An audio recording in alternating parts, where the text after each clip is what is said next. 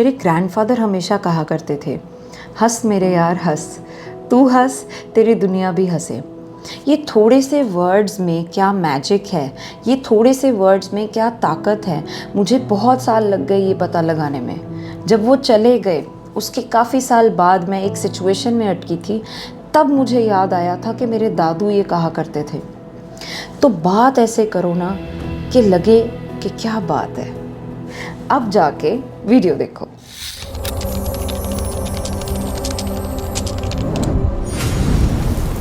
भगत कबीर जी का एक दोहा है, ऐसी वाणी बोलिए मन का आपा खोए, औरन को शीतल करे आपहु शीतल होए।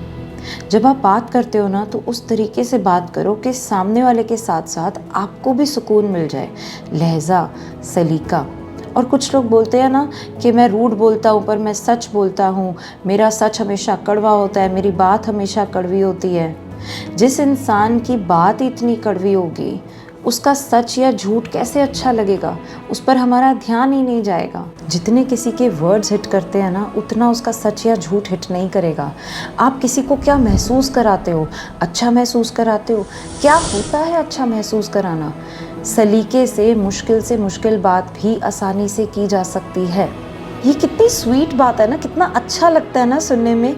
बट कुछ ऐसे भी होते हैं जो चुटकी बजाकर आपको बोलेंगे रियलिटी में आओ, जो आप बोल रहे हो वो प्रैक्टिकल नहीं है, ऐसा नहीं होता है। जब मैंने राइटिंग स्टार्ट की थी ना तब मुझे कोट्स आते थे, तब मैंने एक फ्रेज़ की तरह एक कोट लिखा था, far away from the actual realities of life. तो सोचो, ऐसी दुनिया से दूर जहाँ रूडनेस है, जहाँ बातों की वजह से भी ग्लोबल वार्मिंग हो रही है, ऐसी दुनिया से दूर एक एक्चुअल रियलिटी है, एक पैरेलल रियलिटी है जहाँ पर मीठी बात करना, जहाँ पर अच्छा महसूस कराना, किसी को अच्छा लगाना एग्जिस्ट करता है। तो सोचो वहाँ रहने में कितना अच्छा लगेगा। चलो इसको ना थोड़े फिलोसफिकल तरीके से या साइकोलॉजिकल तरीके से नहीं समझाती हूँ, थोड़ा लॉजिकल दे देती हूँ, थोड़ा साइंटिफिक तरीके से समझाती हूँ। इसकी एक प्रॉपर थ्योरी है जिसमें इस चीज़ को एक वर्ड दिया गया है, इमोशनल कंटेजियन। इमोशनल कंटेजियन हमारे न्यूरॉन्स से लिंक होता है। तो जो इंसान ऑब्जर्व कर रहा है ना आपको बात करते हुए, वो शीशे की तरह कैप्चर कर लेगा आपके बात करने का तरीका अपने आप पर। इमोशनल कंटेजियन ना एक थ्योरी है that relates to our bodies holding on to the effect of good conversations we had with the people. मतलब ये कि ये थ्योरी ये सलाह देती है कि हमारी भावनाएं कैसे एक इंसान से दूसरे इंसान में वर्बली कह लो, नॉन वर्बली कह लो, ट्रांसफ़र होती हैं। ये बड़ी कमाल की बात है ना कि कैसे हम जो बात करते हैं उसका सामने वाले पे असर तो होता ही होता है, हम पे एक गहरा असर होता है। इस चीज़ को ना मैं और थोड़े सिंपल तरीके से और स्वीट तरीके से आपको समझाती हूँ। जो हमारी लोगों से बातचीत होती है ना वो बढ़ावा दे सकती है इमोशनल कंटेजियन को, जिसका रिजल्ट आएगा कि एक बिहेवियरल सिंक्रोनी पैदा हो जाती है। बिहेवियरल सिंक्रोनी मतलब जो आपका बिहेवियर है उस सामने वाले के साथ सिंक्रोनाइज हो जाएगा। तो जिस क्वालिटी की आप बात कर रहे हो, जिस तरीके से बात कर रहे हो, जिस लहजे से बात कर रहे हो, सामने वाले का भी वही हो जाएगा। तो मतलब ये मैजिक देख रहे हो इस चीज़ में कि जो आप चाहते हो किसी इंसान को जैसा चाहते हो बनाना, अगर आप खुद वैसा बन जाओ तो सामने वाला भी वैसा बन जाएगा। कमाल की चीज़ है ना। अब इसको ना बिजनेस पॉइंट ऑफ व्यू से समझाती हूँ।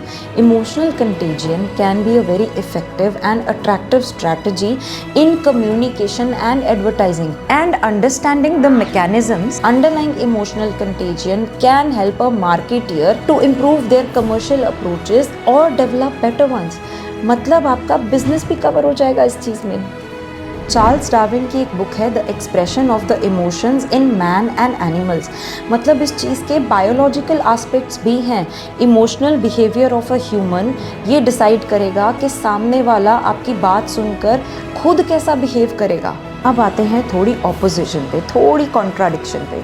कुछ लोग बोलेंगे कि आप चाहे जितना मर्ज़ी किसी से पोलाइट बात कर लो, जितना मर्ज़ी किसी से अच्छे तरीके से बात कर लो, सामने वाला आपको टेकन फॉर ग्रांटेड ले लेगा, वो आपसे पोलाइटली बात नहीं करेगा। पहली बात तो ये कि जो इंसान जिसका लहजा अच्छा है वो इंसान कभी भी ये कंप्लेन नहीं करेगा, वो अपनी रियलिटी में ही रहेगा। दूसरा, अगर आपका ऑरा ऐसा है ना कि आप एक कम बात करने वाले बट ज़्यादा सुनने वाले इंसान हो, तो ऑटोमेटिकली ना आपकी पर्सनैलिटी में एक ट्रेट डेवलप हो जाता है। And when you speak softly people listen better. You can deliver your message more effectively when people listen to you without feeling threatened. John Keats की ना एक पोएम है जिसकी 2 लाइंस मुझे बड़ी कमाल की लगी और सूटेबल लगी यहाँ पे आपको रेफरेंस देने के लिए। In the calm grandeur of a sober line we see the waving of the mountain pine.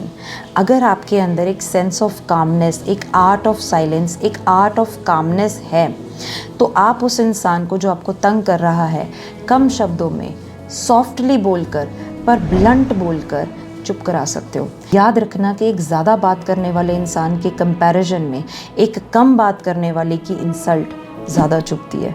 तो ये प्रॉब्लम भी सॉल्व हो गई।